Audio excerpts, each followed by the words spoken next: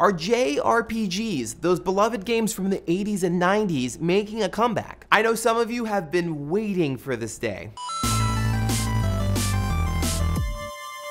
In the 90s, there was an epic influx of culture from Japan, including anime, manga, and most importantly, role-playing games. These JRPGs were like nothing we'd ever seen before. Suddenly, we were traveling to the distant future to save the world from an alien parasite in Chrono Trigger.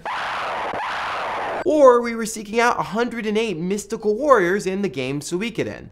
The world needed a lot of saving back then.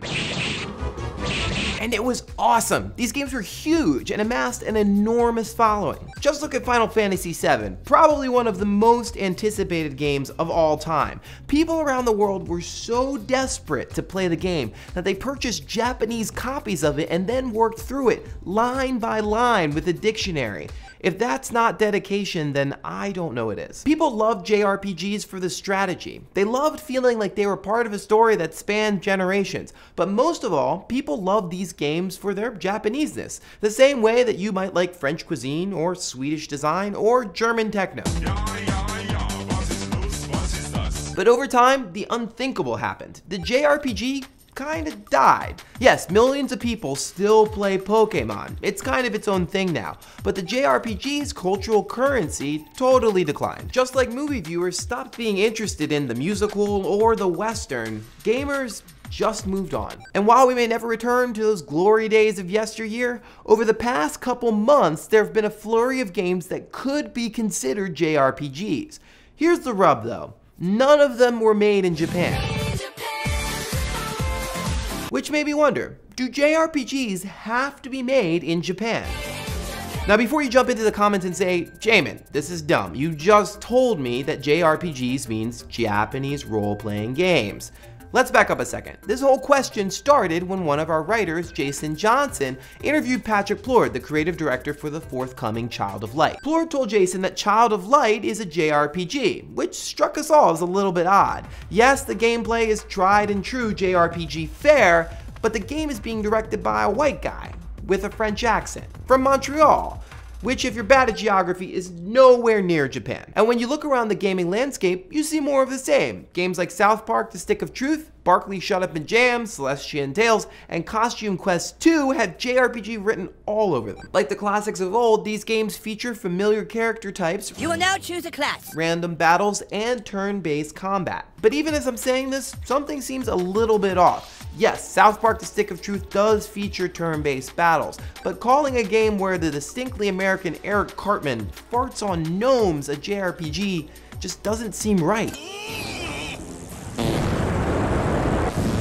So let's expand the question that I asked earlier. Are JRPGs an unmistakable style that can be applied to games from all over the world, or is the fact that they come from Japan a defining characteristic? On first glance, JRPGs seem to have a quality, and ethos even, that defines them, like those chibi characters with adorable, enormous anime eyes. In A Theory of Genre, literary theorist Amy Devitt says that culture defines what situations and genres are even possible. In her view, genres like the JRPG are more of a cultural style than they are a universal guideline, and there's a lot of evidence to support her side. JRPGs didn't just differentiate themselves from other forms of RPGs by using in-game mechanics like turn-based combat or attack using the menu. The Japanese cultural touchstones that inspired these games in the first place mattered immensely. You can see it in Celice's suicide scene in Final Fantasy VI, the Moonlight Festival of Chrono Trigger, the rice balls of Shiren the Wanderer, the soba bars of Persona 3,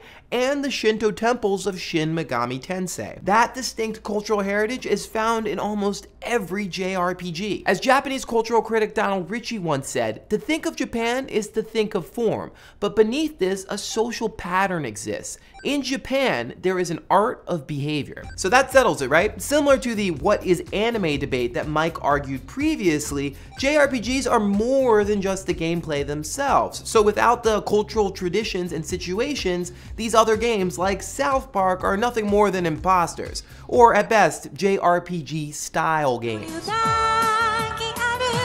Yes! Go, Princess Kitty!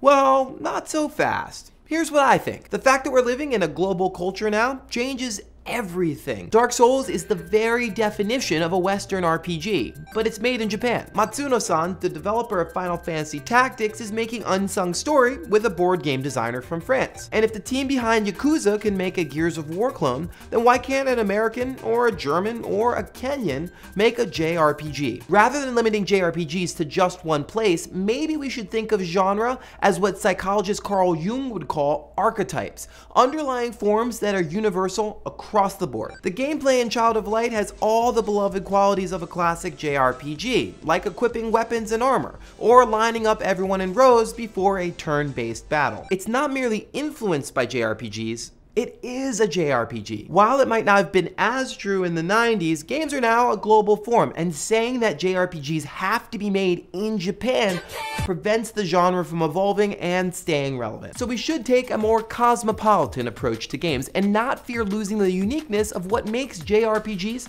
so special. It's kind of like saying all Belgian waffles have to be made in Belgium.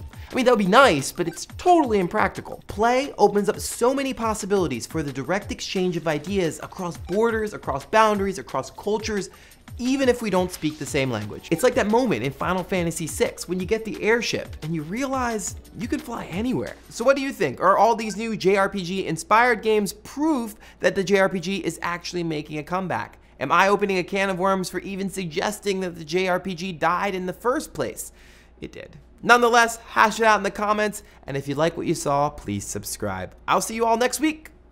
Last week, we asked what your favorite game genre has to say about you. Let's see what you had to say. Neko Vermillion says that we left out his gamer type, which makes him sad, and that in turn makes me sad, because whatever makes you sad, Neko, really bums me out. So, Neko, you say that you are a mad scientist type, someone who takes apart the game's code, someone who goes through every single customization option. It's important to remember that Marc LeBlanc's system, the one that we alluded to, is one particular catalog system for the types of fun that games are. There are possibly other ones that are out there, and it's good to know that you've suggested an alternative. So, Neko, please don't be sad anymore. Justin Eames wonders whether or not age and generation should have a bigger part to play in the gamer archetypes, and I actually agree. There was a great piece in Slate a couple weeks ago that basically said the same thing. Essentially that we shouldn't look at how old someone is, but instead we should look at how they use particular services. So it doesn't matter if you're like a 60-year-old, you might share the same Instagram use patterns as someone who's 14.